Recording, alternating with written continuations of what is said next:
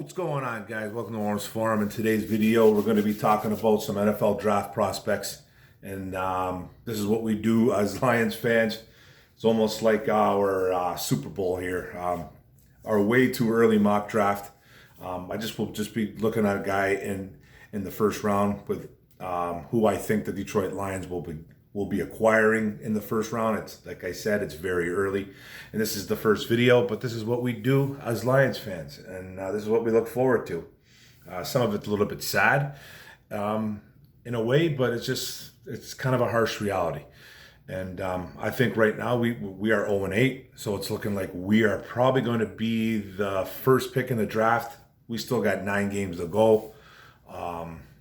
There's some teams like Miami, Houston, Jacksonville hanging around in that top 4 or 5, whatever you want to call it. And as of right now, we're the number 1 pick.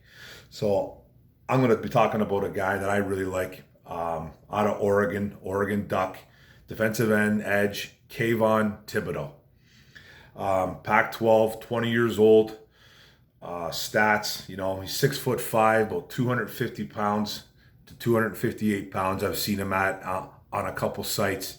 The kid, it's hard to really find a flaw on this kid. Okay, 3 years at Oregon, 102 tackles, 31 tackles for loss, 16 sacks, 6 pass deflects, and 3 forced fumble. Burst onto the scene as a freshman with 9 quarterback sacks and a ton of pressure.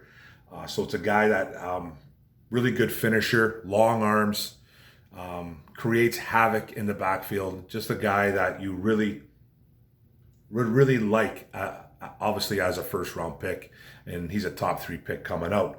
Now, he did have a little bit of trouble in 2020 finishing his sacks, but he led the Pac-12 with pressures at 34, and then he led it also with quarterback hurries at 27 as well in 2020. So it's a kid that just makes plays all over the field. If he's not going to make the sack, he's going to deter the play, whatever's going on. He's going to make quarterbacks step out of the pocket. He's going to make guys run. He's going to make running backs misdirect. He's going to misdirect running backs going through holes.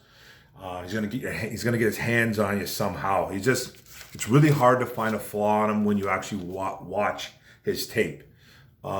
Heavy hands, long, lengthy player that uses his hands really well and gets up into the face of quarterbacks, knocks down passes, hits the arms of quarterback, can just force plays. He's a super athletic kid who was ridiculous coming out of high school. Actually, he actually went absolutely berserk. He transferred out of a school. I forget where he transferred out of. I didn't write that down, but he transferred out of a school, went to another school, and led the team for the last 3 games. Had something like 12 sacks or 9 sacks or something like that. He went absolutely berserk. Played some tight end in high school as well. So he's super athletic. You really like that, and he has a first step that is unmatched. Chose Oregon. A lot of schools were looking at him. I think Alabama might have been one school looking at him. A couple Florida schools were looking at him. He was he's just an absolute animal coming off the edge.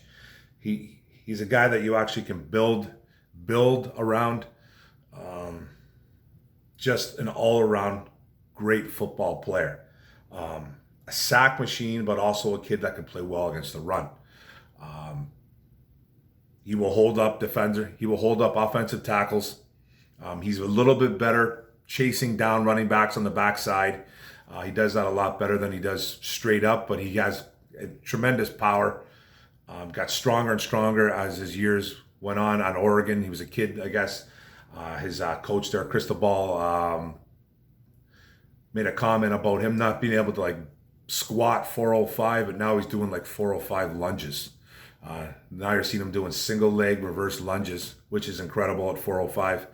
So it's just his strength is unmatched. He's just a very strong kid, fast, and he's just going to get to you. He's going to get to you, and he's relentless. The There really is, like I said, there really is no weakness to his game. He has suffered some injuries though, couple ankle injuries. He's gone on for the past couple years. He's missed some time. He's missed some games, but he is the number one prospect coming out this year in the 2022 draft. It's a weak quarterback class, so you don't really see quarterbacks front running right now for this. So it's Kayvon Thibodeaux or a bust. As of right now, I don't see anybody really taking over there.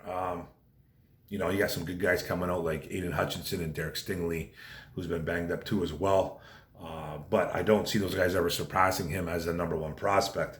Now, like I said, man, he needs to refine some of his.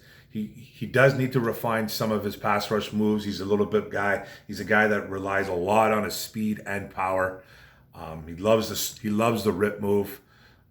If he incorporates a one arm long move, if he incorporates a spin move, if he incorporates a couple, if he can use his hands a little bit better with some technique, he's going to be completely unblockable.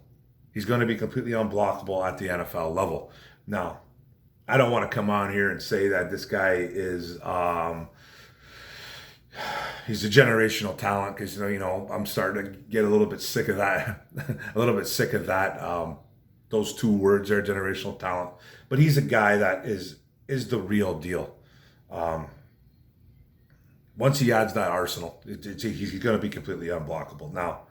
Now he's a guy that's 6'5", ranges from 250 to 258. And the knock on him has been a little bit with his ankle and a little bit about his size. Now he's 6'5", and he's long. He has the body type to put on about, 10, 15 pounds. If he's at 258 right now, I could see him coming into the NFL about 265. You don't want to mess around too much with these guys' weights, because then they can't really play as well. You don't want to have this guy too heavy, but he's just a super athlete, and he's special. He's really special. He's one of my guys that I like a lot. He's on my first video, and you start talking about these guys, and you read up on these guys a lot. And one of the things I've been reading about is you read the comps, right? You read the comparisons. Now, I've seen from DeMarcus Ware, who played for the Cowboys. I've seen Von Miller. I've heard Von Miller. I've heard Myles Garrett. I don't really see the Myles Garrett, actually, to tell you the truth. And I've seen some J.J. Watt comparisons as well. Personally, when I look at this kid and I watch him, and I've watched a couple Oregon games this year, he reminds me a lot of DeMarcus Ware. He reminds me a ton of DeMarcus Ware. I think Daniel Jeremiah. I got that one from that one. I got the DeMarcus Ware comp from Daniel Jeremiah. And then I didn't really see that at first, and I was like, okay, I need to watch a little bit more. Maybe I'll see if I can see what he sees. Obviously, he's a professional. I'm not, but I remember DeMarcus Ware. He was one of my favorite players, even though he was a Cowboy. He was fun to watch. Detroit Lions could have drafted him, by the way, DeMarcus Ware, but we took Mike Williams, I believe it was. Just a little food for thought there, a little nugget drop. Man, that's depressing. But when I went and looked at some tape, and when I looked and when I rewatched some games and stuff like that, I saw the comparisons. Long, wiry builds, not crazy muscle mass coming out, even though they're good size at 250, 258, whatever they were.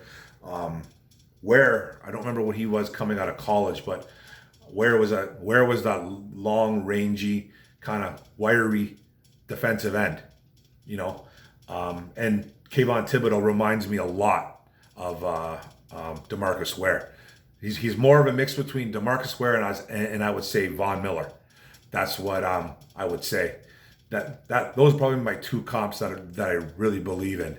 I didn't really notice the Myles Garrett comp there. TJ Watt, maybe a little, but more DeMarcus Ware and Von Miller from the Denver Broncos, who's now an LA Ram. So this is a kid that you can build on top of. He's a guy that will probably replace Trey Flowers in 2022, is my guess. Pairing him up with Romeo could be really deadly. You know, we just need guys to stay healthy. So that it's a really good prospect coming out. I don't think we're dropping out of the top 3. But as of right now, we got the number 1. I might as well stick with the number 1 pick. And he is the best guy to come out in a long time. He's better than any quarterback. He's better than any offensive tackle or anything like that coming out.